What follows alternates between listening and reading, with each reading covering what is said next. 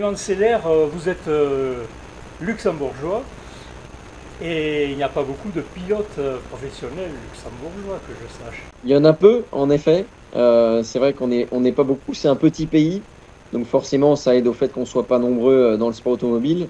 Mais on est quelques-uns, on se démarque et je pense que c'est important de tous se soutenir dans le pays. Quel est votre parcours? Vous avez commencé, je suppose, comme beaucoup de pilotes actuels, par le karting. Oui, tout à fait, le karting dès petit. Très jeune, mon papa m'a mis sur le karting. Et donc, j'ai fait du karting en parallèle du motocross, que j'avais fait aussi en compétition. Et puis ensuite, après avoir fait quelques années de karting, je suis monté en voiture. Et de là, tout est parti, la passion était déjà ancrée. Vous avez couru chez Aston Martin, je crois, il y a 3 ans. Et puis maintenant, vous êtes revenu chez Aston Martin dans une équipe suisse pour faire le championnat GT4 européen. Oui, l'année avec Aston Martin, c'était donc en 2019. Ma première année en GT4 et ma première année avec Aston Martin. Ça s'est très bien passé. On gagne le championnat avec mon coéquipier dans notre catégorie. Et puis ensuite, je suis passé en GT3 avec Audi et Saint-Éloque, où là, je roulais sur une Audi R8 au championnat d'Europe, qui s'est très bien passé aussi. Suite à ça, j'ai fait une année de GT4 avec Saint-Éloque aussi. Et puis ensuite, c'était un petit peu plus compliqué avec le Covid qui est arrivé. Les sponsors ont restreint leur budget, donc c'était plus difficile de continuer. Ensuite, j'ai eu quelques opérations, malheureusement. Tout s'est bien passé, mais j'ai pas pu rouler pendant quelques années. Et suite à ça, j'ai Patrick Barbier de Racing Spirit of Le Mans qui m'appelle en début de saison cette année et qui me dit: Clément, on a besoin d'un pilote. Est-ce que toi, tu serais partant pour nous accompagner cette année? Et puis de là, j'étais un petit peu surpris, mais agréablement surpris. Et dans ce cas-ci, on a discuté un petit peu.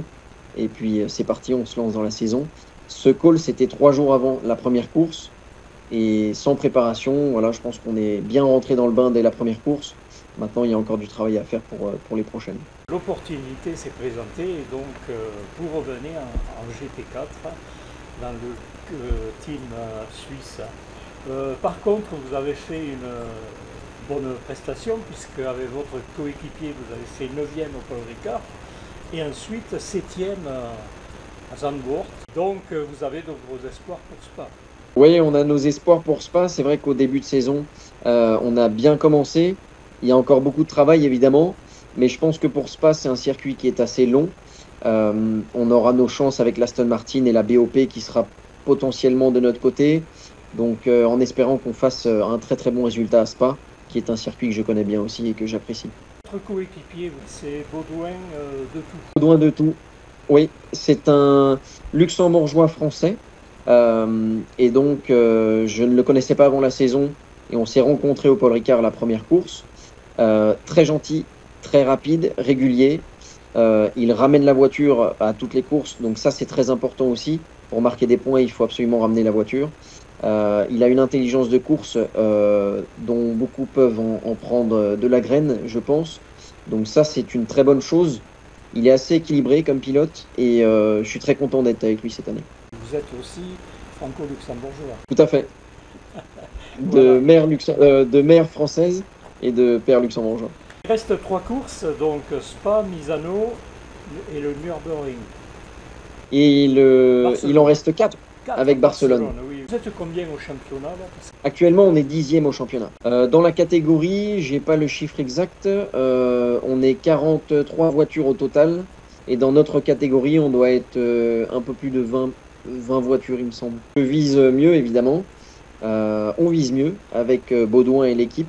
Mais je pense qu'on va pouvoir se rattraper en fin de saison. On aura déjà pris nos marques.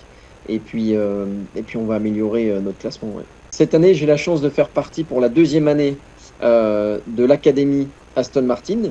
La première année, c'était donc en 2019, quand je roulais sur l'Aston Martin en GT4. La 2e année, c'est cette année. On est une vingtaine de pilotes à être sélectionnés. Et à la fin de l'année, il y aura un seul pilote qui sera gagnant de cette académie. Et l'objectif, évidemment, c'est que j'en fasse partie. Comment tu vois ton avenir? Au niveau de mon avenir, je vise les 24 heures du Mans parce que c'est la course dont j'ai toujours rêvé.